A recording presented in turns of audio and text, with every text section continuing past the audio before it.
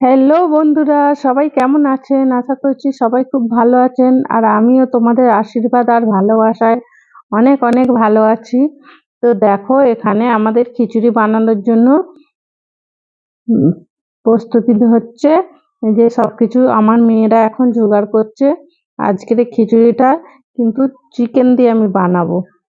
অন্যান্য দিনে ডিম দিয়ে বানাই, আজকে আর ডিমটা দিচ্ছি না। তো আজকের চিকেন দিয়ে বানাবো। আমাদের দাদা ভাই বললো কি যে চিকেন দিয়ে খিচুড়ি করো, তো ওই বাজার হাট করে এনেছে। বাড়িতে আছি তো চিকেন দিয়ে খিচুড়ি বানানোর জন্য। এই দেখো, আমার মেয়েরা প্রথমে এদের গাজর আলুগুলো ছুলে নিচ্ছে। আর গাজর, ফুলকপি, বিনস সবকিছু ওরা কেটে নিচ্ছে। প্রথমে এইভাবে কেটে নিতে হবে ছোট ছোট করে। তো দেখো, এখন কাটা রেডি হয়ে গেছে। আর আলুটাকে একটু বড় বড় মাংসের সাইজেই কাটতে হবে, কারণ আলুটা তো ভাজা হবে। আলুটা ভাজার পরে এমনিতেই গলে যাবে। তো এখন তেল গরম করে আলু চাপানো হয়ে গেছে কড়াইতে। দেখো কি সুন্দর লাল লাল করে ভাজা হয়ে যাচ্ছে। যেভাবে মাংসর আলু ভাজে ওইভাবে আলুটাকে ভেজে নিতে হবে। আর এখন আলুটা ভাজার পরেও গাজর দিয়ে দিয়েছি, গাজরটাও ভাজা হয়ে যাচ্ছে। আর এদিকে তো খিচুড়ির চালটা বসানো হয়ে গিয়েছিল। তো একটু করে ভাজা হচ্ছে আর ওতে তুলে দেওয়া হচ্ছে, মানে ভাতের মধ্যে তুলে দেওয়া হচ্ছে।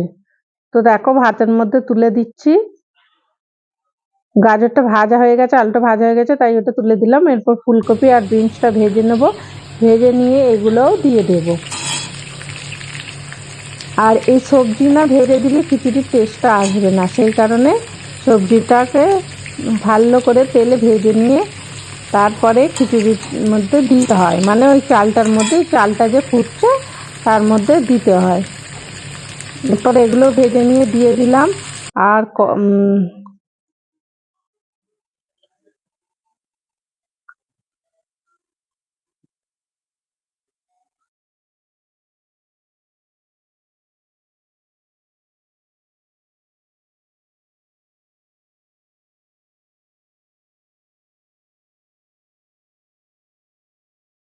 ভাতের মধ্যে দিয়ে দেওয়ার পরে দেখো মশলাগুলো, আদা রসুন পেঁয়াজ টমেটো সবকিছু মশলা তেলের মধ্যে দেওয়ার পরে এখন এই যে চিকেনটাকে কিমা করা ছিল ওটা ওই মশলার মধ্যে দিয়ে কিছুক্ষণ কষতে হবে, বেশ ভালো করে কষতে হবে।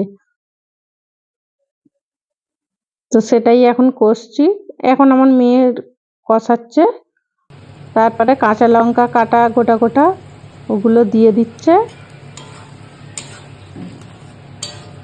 ভাজা হয়ে গেছে। এখন খিচুড়ির মধ্যে গরম মশলা গুঁড়ো, এটা আমাদের দোকান দিয়ে এনেছে বলে তাই প্যাকেটে গরম মশলা গুঁড়ো দিয়ে দিচ্ছি। আর মশলাগুলোও দেওয়া হয়ে গেছে। ভাজা যে মশলাগুলো ভাজলাম ওই মশলাগুলোও ফুটন্ত চালের মধ্যে দেওয়া হয়ে গেছে।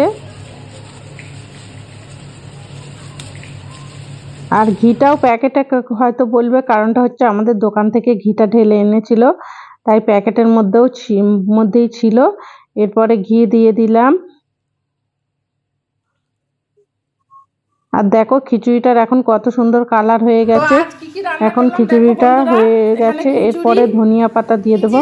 আর দেখো আজকে কি কি রান্না হয়েছিল, বেগুন ভাজা, খিচুড়ি, আর লাউ শাকের সবজিটা আমার যা দিয়েছিল। সিম দিয়ে চচ্চড়ি বেগুন তো ভাজা দেখো তুলে এখন নিয়েছি। আর পরিবেশনের দেখো জন্য খিচুড়ি রেডি। সবার বেড়ে আর নিয়েছি। শুটকি আর মাছের এখানে ঝালটা আছে ছিল। শুটকি মাছের ঝাল।